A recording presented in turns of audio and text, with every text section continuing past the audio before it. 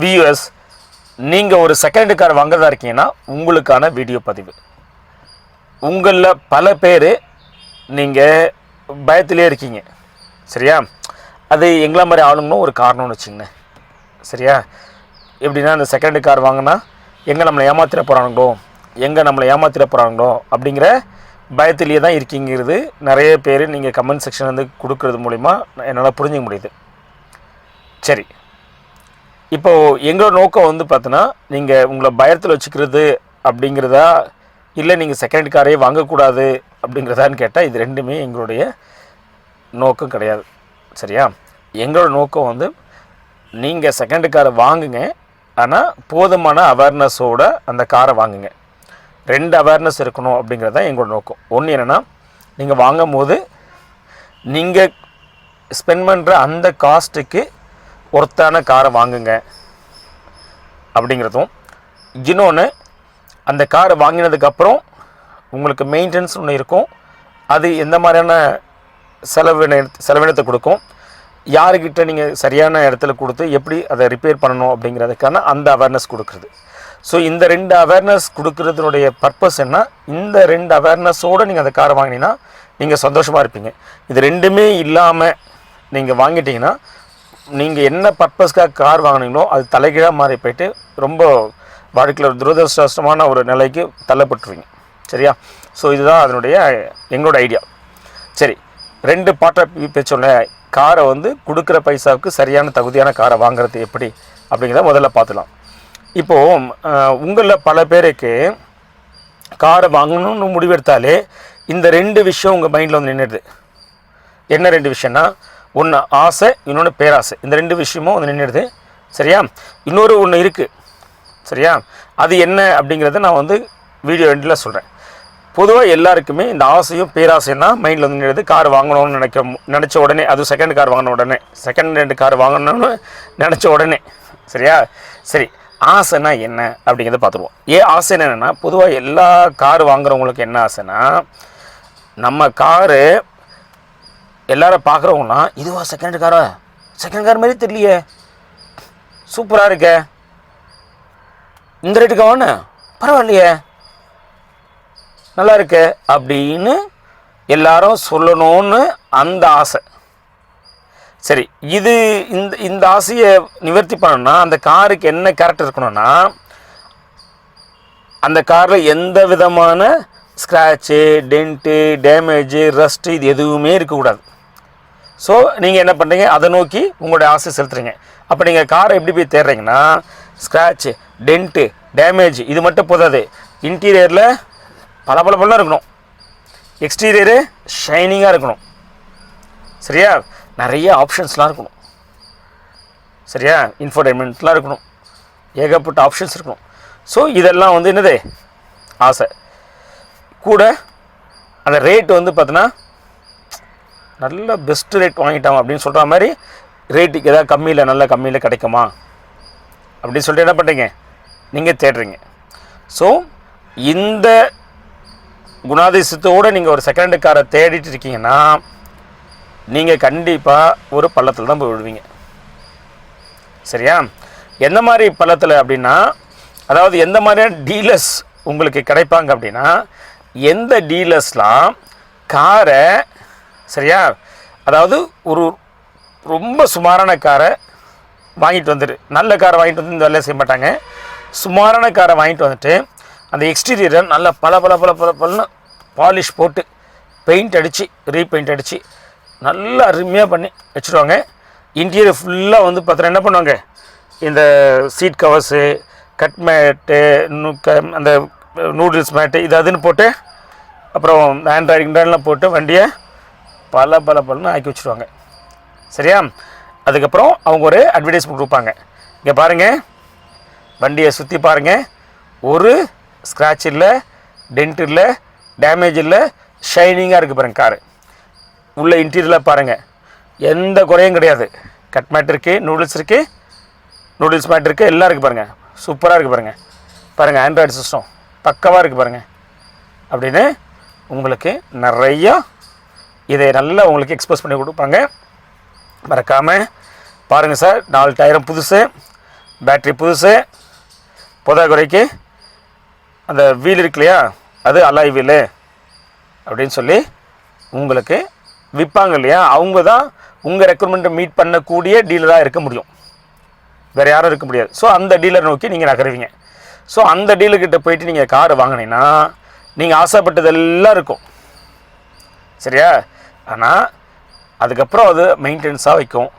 குறைக்கு அந்த வண்டி ஓட்டுறதுக்கு அன்சேஃபாக இருக்கும். ஏன்னா அதில் ஹை ஸ்பீட் ஸ்டெபிலிட்டிலாம் உங்களுக்கு இருக்காது, சரியா? ஸோ இது ஆசைப்படுறவங்களுக்கு இந்த டீலர் தான் உங்களுக்கு அமைவாங்க. இப்போ சொல்லுங்கள், அந்த டீலர் உங்களை ஏமாத்தினாரா, இல்லை நீங்கள் அந்த டீலருக்கு அந்த பள்ளத்தில் போய் நீங்கள் விழுந்தீங்களா? சரியா? இது ஒன்று. சரி, ஆசைப்பட்டவங்களுக்கு இது அமையுது. அடுத்தது பேராசைப்பட்டவங்களுக்கு என்ன அமையும் அப்படின்னு கேட்குறீங்க இல்லையா? பேராசைப்பட்டவங்களுக்கு என்ன வேணா, இப்போ முதல்ல பேராசைப்படுறவங்களுக்கு என்னென்னலாம் கேரக்டர் இருக்குன்னு பார்ப்போம், சரியா? என்னென்னலாம் க்ரைட்டீரியா, என்னென்ன ரெக்குமெண்ட்ஸ் அப்படின்னா, ஆசைப்பட்டவங்களோட அத்தனை ரெக்குமெண்ட்ஸும் அவங்களுக்கு தேவை. எப்படி? ஸ்க்ராட்சு, டென்ட்டு, டேமேஜு, பல இருக்கணும், எல்லாம் இருக்கணும். அதாவது 2013 2012 காருக்கும் இப்படி இருக்கணும். போதாத குறைக்கு மேனுஃபேக்சரிங்கில் இருந்த அதே பாடி இருக்கணும், சரியா? மேனுஃபேக்சரிங்கில் அடித்த பெயிண்ட் அப்படியே ஸ்டாக் கண்டிஷன் இருக்கணும். ஸ்டாக்கு கூட அதெல்லாம் கூட எந்த மாற்றம் வரக்கூடாது, ஷைனிங்காக இருக்கணும், சரியா? இதெல்லாம் அந்த காரில் இருக்கணும், சரியா? இதோடு சேர்த்து தமிழ்நாட்டிலேயே கொடுக்க முடியாத அளவுக்கு ரொம்ப டேட் ஷீப்பில் போய் வாங்கணும். இந்த தாட் ப்ராசஸ் இவங்க இருக்கோம் இல்லையா? இப்போ இவங்களுக்கான பள்ளம் எதுன்னு கேட்டிங்கன்னா, எந்த டீலரு இப்போ நான் சொல்லக்கூடிய இதெல்லாம் சொல்கிறாரோ அவங்க தான் இவங்களுடைய டீலராக இருப்பாங்க. என்னென்னா, சார் இங்கே பாருங்கள், நம்ம வண்டி பல இருக்குது பாருங்கள், அப்படியே சுற்றி காட்டுவாங்க, ஒரு ஸ்க்ராட்ச் டென்ட்டு டேமேஜ் கிடையாதுங்க, வண்டியோட மேனுஃபேக்சர் வந்த பாடி அப்படியே பாடிங்க, ஒரிஜினல் பாடிங்க, எங்க பெயிண்ட்டு ஒரிஜினல் பெயிண்ட்டு, சரியா? அப்படியே மேனுஃபேக்சர் ஸ்டாக் கண்டிஷனு, ஒரு ஸ்க்ராட்சும் டென்ட்டு பார்க்க முடியாது. நீங்கள் உள்ளே பாருங்கள், உங்களுக்கு கட் மேட்டு, நூடுல்ஸ் மேட்டு, இன்ஃபோர்டைன்மெண்ட்ஸு, ஆடியோ கீடு எல்லாம் இருக்குது பாருங்கள்.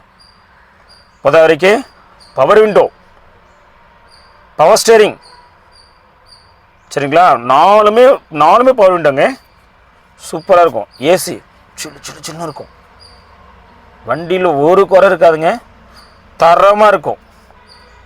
வண்டி எப்படி இருக்கும்? தரமாக இருக்கும். இந்த மாதிரி ஆட் கொடுக்குறவங்க கூடவே இன்னொன்று கொடுப்பாங்க. என்ன கொடுப்பாங்க தெரியுமா? இப்போ வந்தீங்கன்னா 5 லட்சம் இல்லை, 4 லட்சம் இல்லை, 3.5 லட்சம் பணத்தை கையில் காட்டுங்க, இன்னுமே கம்மி பண்ணி வாங்கி கொடுத்துறேன், இல்லை கொடுத்துட்றேன் உங்களுக்கு. ரெண்டுமே ஒன்று தான். இந்த மாதிரியான உங்களுக்கு டீலர்ஸாக உங்களுக்கு கிடைப்பாங்க. இப்போ இந்த மாதிரி டீலர்ஸ் கிட்ட போனீங்கன்னா, சரியா? ஸோ டெட் சீப்பாக கிடைக்கும்னு சொல்லியிருக்காங்க இல்லையா? இந்த மாதிரி டீலர்கிட்ட போனீங்கன்னா முடிஞ்ச கதை உங்க கதை, சரியா? இப்போ திரும்ப சொல்லுங்கள், அவங்க உங்களை கெடுத்தாங்களா, இல்லை நீங்களா போய் கெட்டு போட்டிங்களா? நீங்களா போய் அந்த பழத்தை விழுந்து வீணா பண்ணிங்களா? சரியா? ஸோ இந்த மாதிரியான விஷயங்கள், இந்த முதல்ல என்னென்னா, அந்த மாதிரி டீலர்ஸ் கிட்டே போய் நீங்கள் விழாமல் இருக்கணும்னா, நான் சொன்ன மாதிரி ஆசை பேராசைலாம் இருக்கக்கூடாது செகண்ட் கார் வாங்குறதுக்கு. அப்போ என்ன இருக்கணும்னா, நீடு இருக்கணும், தேவை இருக்கணும். ஒரு கார் வாங்குறதுக்கு என்ன தேவை உங்களுக்கு? ஊர் மெச்சிக்கிறதுக்கு அவங்களுக்கு கார் தேவை, உங்களுக்கான தேவை அடிப்படையில் ஒரு தேவை இருக்கும். ஃபேமிலியோட பைக்கில் போகிறோம், 3 பேராக போகிறோம், 4 பேராக போகிறோம், அன்சேஃபாக இருக்கு, சரி, கொஞ்சம் பொருளாதாரம் நமக்கு கொஞ்சம் பெட்டர்மெண்ட்டாக இருக்கும். நம்ம ஏன் பார்த்தோன்னா வெயிலையும் மழையிலையும் பைக்கில் போகணும், ஸோ கொஞ்சம் காரில் போகலாம், கொஞ்சம் கம்ஃபர்ட்டாக போகலாம் அப்படிங்கிற மாதிரியான ஒரு தேவை உருவாகணும். அந்த மாதிரி ஒரு தேவை உருவான இதெல்லாம் நான் ஜஸ்ட் ஒரு இனிஷியலாக சொல்லக்கூடிய ஒரு பேசிக் தேவை. இந்த மாதிரி நிறைய தேவைகள் இருக்கலாம். தேவையும் ஆசையும் பேராசையும் வேறு வேறு, சரியா? இப்போ தேவைக்கு நீங்கள் கார் வாங்குறீங்க அப்படின்னா, அப்போது நீங்கள் எங்கே போயிட்டு அந்த காரை வாங்கணும் அப்படின்னா, அதாவது அடிப்படையில் நீங்கள் என்ன பண்ணணும், இந்த எண்ணத்தோடு போகணும். நம்ம ஒரு பணத்தை கொடுக்குறோம், அந்த பணத்துக்கு தகுதியான காரை நம்ம வாங்கணும் அப்படிங்கிற அந்த எண்ணத்தில் போன மொழியே, எவனா ஏமாந்துருப்பான், டெட் ஷீப்பில் வாங்கிட்டு வந்துடணும், அப்படிங்கிற மாதிரி லக்கெலாம் நம்பி போகாதீங்க. அப்போது இந்த காஸ்ட்டுக்கு தகுந்த கார் யார் சேல்ஸ் பண்ணுறா அப்படின்னு நீங்கள் எந்த மாதிரியான எப்படி கண்டுபிடிக்குது அப்படின்னா, இப்போ நான் சொன்ன அந்த 2 டைப்லாம் நம்பி போகாதீங்க. அதாவது பவர் விண்டோ இருக்குது, பவர் ஸ்டேரிங் இருக்குது, இதெல்லாம் ஃபீச்சர்ஸுங்க. இப்போலாம் எல்லா கார்லையுமே அதில் இருக்கும் இல்லையா? ஸோ அந்த பலபலப்புகள் அது இல்லாமல் இயல்பாக ஓகே நம்மக்கிட்ட என்ன பட்ஜெட்டு 2 லட்ச ரூபா இருக்குது. 2 லட்ச ரூபாய்க்கு மார்க்கெட்டில் இந்தந்த வண்டி தான் வந்து பார்த்தீங்கன்னா எல்லாரும் விற்கிறான். அப்போ அந்த மாதிரி காரை தான் நம்ம சூஸ் பண்ணோம், ரைட்டா? ஸோ அந்த காரை சூஸ் பண்ணிங்க. பிறகு எந்த டீலர்ஸு இப்போ நான் சொல்லக்கூடிய விஷயங்களை சொல்கிறாங்க, சார் இங்கே பாருங்கள், நம்ம பார்க் அண்ட் சேல்ஸ் தான் விற்கிறோம், நம்ம ஓனர் கிடையாது, சரியா? நீங்கள் ஓனர்கிட்ட நேரடியாக பேசுகிறீங்க, நமக்கு வந்து பர்சன்டேஜ் ஆஃப் கமிஷன் மட்டும்தான். நீங்கள் ஒரு தடவைக்கு 2 தடவை உங்கள் மெக்கானிக்கை கூப்பிட்டு வந்து நீங்கள் செக் பண்ணி வாங்கிக்கிங்கன்னு சொல்லக்கூடிய அந்த வார்த்தை உள்ள டீலரும், அதே சமயம் 2 டைம் எடுத்து போய் பார்த்தாலும் முகம் சுழிக்காமல் அவர் உங்களுக்கு சப்போர்ட் பண்ணுறாருன்னு பாருங்கள். இந்த மாதிரி டீலர்கிட்ட வாங்குங்க. அடுத்தது இந்த டீலர் சூஸ் பண்ணும் போதே நீங்கள் இதையும் மைண்டில் வச்சுக்கணும். என்ன மைண்டில் வச்சுக்கணும்? ஒரு 2012 2013 கிட்டத்தட்ட 12-13 வருஷம் ஓல்டான காரை போய் வாங்குகிறோம் அப்படின்னா அந்த காரில் இயல்பாக நான் சொல்லக்கூடியது எல்லா ஃபினாமினாவும் இருக்கணும். என்ன இருக்கணும்? Scratch, tent, damage, colour fade, சரியா? சீட்டு கலர் ஃபேடு எல்லாமே வந்து பார்த்தீங்கன்னா உங்களுக்கு ஃபேடாக தான் இருக்கும். என்ன தான் நீங்கள் மெயின்டைன் பண்ணாலும் கண்டிப்பாக வந்து பார்த்தீங்கன்னா உங்களுக்கு அந்த செகண்ட் ஹேண்ட் காருங்கிற அந்த சிம்டம்ஸ் எல்லாமே இருக்கும், சரியா? இந்த சிம்டம்ஸோடு சேர்த்து அந்த வண்டியில் சரியா என்னெல்லாம் வந்து பார்த்தீங்கன்னா பாகங்கள் வந்து சரியில்லாமல் இருக்குது, எதெல்லாம் நீங்கள் வந்து பார்த்தீங்கன்னா அந்த பாகங்கள் சரியில்லைனாலும் கூட அது எனக்கு ஓகே அப்படிங்கிற அந்த ரெக்குயர்மெண்ட்டில் இருந்துச்சு அப்படின்னா வாங்கிக்கங்க. இல்லை எனக்கு அடிப்படையில் இந்த ரெக்குயர்மெண்ட் எனக்கு அந்த காரில் இருக்கணும் அப்படின்னா அப்போ விட்டுட்டு அந்த ரெக்குயர்மெண்ட் ஃபில்ஃபில் பண்ணக்கூடிய காரை போய் வாங்குங்க. ஒருத்தருக்கு 2 மெக்கானிக்கோடு அழைச்சிட்டு போயிட்டு தரவாக செக் பண்ணி பார்த்து வாங்குங்க, சரியா? ஏன் நான் சொல்ல வரேன்னா, ஒரு 12-13 வருஷம் ஆன காரில் இயல்பாகவே உங்களுக்கு ஸ்க்ராட்சு, டென்ட்டு, டேமேஜு, சரிங்களா, கலர் ஃபேடு இதெல்லாம் இயல்பாக இருக்கக்கூடிய விஷயம். நான் சொல்கிறது 100-99 கார் இப்படி தான் இருக்கும். ஏதாவது ஒரு காரு விதிவிலக்காக இருக்கலாம். அந்த விதிவிலக்காக இருக்கிறது தான் எல்லாரும் வந்து 99% வந்து பார்த்தீங்கன்னா எக்ஸ்பேண்ட் பண்ணி 99% ஆஃப் கார் இப்படி தான் இருக்குதா சொல்லி காட்டுறாங்க. ரெண்டாவது விதிவிலக்காரை போய் தேடிட்டு போகாதீங்க, அது ரொம்ப ரேர் கேஸு. அப்படியே விதிவிலக்காக இருக்கிற அந்த கார் உங்களுக்கு வந்து சேராது. அந்த டீலர் வந்து பார்த்தீங்கன்னா தெரியும், அந்த விதிவிலக்கான காரை அவங்க வச்சுப்பாங்க. ஒன்று அவங்களே வாங்கி யூஸ் பண்ணிப்பாங்க, இல்லை அவங்களுக்கு வேண்டப்பட்டவங்களுக்கு என்ன பண்ணுவாங்க, அந்த காரை கொடுத்துருவாங்க. நிச்சயமாக உங்களுக்கு அந்த கார் வந்து சேராது. அதனால் விதிவிலக்கான காரு நான் சொல்கிறேன் உங்களுக்கு ஒருபொழுதுமோ வந்து சேர போகிறதில்ல. அப்படி வந்து சேராத ஒரு விதிவிலக்கான காரை போய் தேடிக்கிட்டு எவங்கிட்டாச்சும் யார்கிட்டயாச்சும் போயிட்டு இந்த மாதிரி ஏமாற, அதாவது நீங்களாக போயிட்டு இந்த மாதிரி டீலர் வச்சுருக்க பள்ளத்தில் போயிட்டு விழுந்துடாதீங்க, சரிங்களா? ஸோ ஏன்னு கேட்டால் 12-13 வருஷம் ஆகிடுச்சுன்னு வச்சுக்கலேன், ஸ்க்ராட்ச், டென்ட், டேமேஜ்லாம் இன்னவிக்டபிள். நம்மளுடைய டிராஃபிக்கு, நம்மளுடைய வெதர் கண்டிஷனு, கலர் ஃபேடிங்லாம் இதெல்லாம் இன்னவிக்டபிள். ஒரு ஸ்க்ராட்ச் ஆன இடத்துலையும் ஒரு டென்ட்டான இடத்துலையும் உங்களுக்கு இயல்பாகவே வந்து ரஸ்ட் வரும். அந்த ரஸ்ட்டு என்னென்னா ஃபுல்லாக பாடி ரஸ்ட் ஆகி இந்த பாடி ஓட்டை போடுற அளவுக்கு மோசமாக இருக்கக்கூடாது. ஒரு சர்ஃபேஸ் லெவலில் அந்த ரஸ்ட் இருக்குன்னா அந்த காரை வாங்கிட்டு வந்துட்டு உங்களுக்கு அந்த நல்லா ஃபிட் ஆகிடுச்சு, நல்லா கம்ஃபர்ட் ஆகிடுச்சு, குறைஞ்சபட்சம் அந்த காரை வாங்கிட்டு வந்து ஒரு 15 நாளாச்சும் அந்த காரை எந்த விதமான வேல்யூடனும் பண்ணாதீங்க. அதாவது மேட்டு போடுறேன், சீட்டு போடுறேன், இன்ஃபர்டைன்மெண்ட் சிஸ்டம் போடுறேன், பெயிண்ட் அடிக்கிறேன், இதெல்லாம் பண்ணாதீங்க. அந்த காரை வாங்கிட்டு வந்துட்டு ஃபஸ்ட்டு ஒரு 15 டேஸ் அந்த காரை யூஸ் பண்ணுங்கள். உங்களுக்கு நல்லா கன்வீனியன்ஸாக ஆகிடுச்சு, எஸ் நம்ம கொடுத்த காஸ்ட்டுக்கு சரியான காரு, இந்த கார் வந்து பார்த்தோன்னா நல்லா தான் இருக்குது, ஒன்றும் பிரச்சனை இல்லை அப்படின்னு முடிவானதுக்கப்புறம் இப்போ உங்களுக்கு ஃபீல் ஆகும் இல்லையா, இந்த ஸ்க்ராட்சு, டென்ட்டு இதெல்லாம் கொஞ்சம் நான் பண்ணால் நல்லா இருக்கும்னா இப்போ வந்து பார்த்தோன்னா நீங்கள் நேரடியாக அந்த டிங்கரிங் பெயிண்டிங் கிட்ட போயிட்டு நேராக இருந்து கூட இருந்து அதை சரி பண்ணிக்கங்க, சரியா? அதுவுமே நீங்கள் ஃபுல்லாத்தையும் நீங்கள் ரீஸ்டோர் பண்ண நினைக்கிறது உங்களை அறியாமல் ஃபுல்லாலாம் நீங்கள் ரீஸ்டோர் பண்ண முடியாது. ஃபுல்லாக ரீஸ்டோர் பண்ணால் நீங்கள் வாங்குகிற பட்ஜெட்டோட காரில் கிட்டத்தட்ட 50 or 25% வந்து பார்த்தீங்கன்னா அந்த டிங்கரிங் பெயிண்டிங் வந்துடும். அப்புறம் நீங்கள் வந்து பார்த்தீங்கன்னா அந்த ஃபங்க்ஷனல் பார்ட் இருக்கு இல்லையா, எது சேஃப்டியை நிர்ணயிக்கிறதோ, எது வந்து மைலேஜை நிர்ணயிக்கிறதோ, எது வந்து பிரேக் டவுன் ஆகாமல் வந்து போகணுங்கிற அந்த பாகத்துக்கான செலவை நீங்கள் செலவழிக்காமல் இதில் செலவழிச்சுங்க திரும்ப இந்த பழையபடி சிக்கலை போய் மாட்டிப்பீங்க. அதாவது திரும்ப என்ன பர்பஸ்க்காக நீங்கள் வந்து போய் தேடி பார்த்து கார் வாங்கினீங்களோ அது திரும்ப போயிடும், சரியா? ஸோ அதனால் ஓரளவு வந்து பார்த்தீங்கன்னா டிங்கரிங் பெயிண்டிங் பண்ணி மேலே டச்சப் பண்ணி ஃபுல் பெயிண்டிங் அடிக்காமல் எங்கெங்கே என்ன பிரச்சனை இருக்கோ அது மட்டும் ரொம்ப ஆக்வர்டாக இல்லாமல் பார்த்துக்கிறது. அதுதான் வந்து இந்த லோ பட்ஜெட்டில் செகண்ட்ஸ் கார் வாங்குறவங்களுக்கான சரியான கைடன்ஸ். இப்போ நீங்கள் ஹை பட்ஜெட்டில் வாங்குறவங்களுக்கு இது பொருந்தாது. ஹை பட்ஜெட்டில் வாங்குறவங்களுக்கு ஸ்க்ராட்சு, டென்ட்டு, டேமேஜ்லாம் இருக்கக்கூடாது. அது இருக்கும், 1-2 இருக்கும். அந்த 1-2 வந்து பார்த்தோன்னா அது வந்து அவங்க வாங்குற அந்த செகண்ட் காரோட ஹையர் பட்ஜெட்டுக்கு அவங்க ஈஸியாக வந்து 40-50 செலவு பண்ணுறது அவங்களுக்கு பெரிய விஷயமா இருக்காது. அது அவங்களுக்கு அஃபோர்டபுள் தான். நான் சொல்கிறது இப்போ இந்த வீடியோவில் சொன்னது முழுக்க லோ பட்ஜெட்டில் கார் வாங்கணும்னு விரும்புகிறவங்களுக்கு. சரியா? அதோட இங்கே ஒரு லாஸ்ட்டாக ஒன்று மிஸ் பண்ணிட்டேன், அதை பேர் சொல்லிடுறேன். சில பேர் சொல்லுவாங்க, இன்றைக்கி வாங்கினா உனக்கு 30,000 டிஸ்கவுண்ட் தரேன். சரியா? இங்கேருந்து நான் வந்து ஆளை வச்சே உங்களுக்கு அனுப்புகிறேன். நீங்கள் மணி ஆர்டர் பண்ணால் போதும். சரி, இப்போ மணி ஆர்டரில் இல்லை, ஜிபே பண்ணால் போதும். சரியா? ஆன்லைனில் பேமெண்ட் பண்ணால் போதும், உங்கள் வீட்டுக்கு எடுத்து கொடுத்துருவோம். சப்போஸ் உங்களுக்கு திருப்தி இல்லைன்னா நீங்கள் திருப்பி கொடுத்தா வாங்கிப்போம். இதெல்லாம் நடக்கிறதே விஷயமே கிடையாது. இது ஆசைப்பட்டு வாங்கினா வண்டி இங்கே உங்கள் வீட்டுக்கு வந்து சேர்த்துக்குள்ளே வண்டி பாயில் ஆகி கொதித்து ஒரு மாதிரி ஆகிருக்கும். சரியா? அப்படியே கொதிக்கலனாலும் அந்த வண்டி என்ஜினை வந்து பார்த்தீங்கன்னா பிரித்து வேலை செஞ்ச என்ஜினாக இருக்கும்.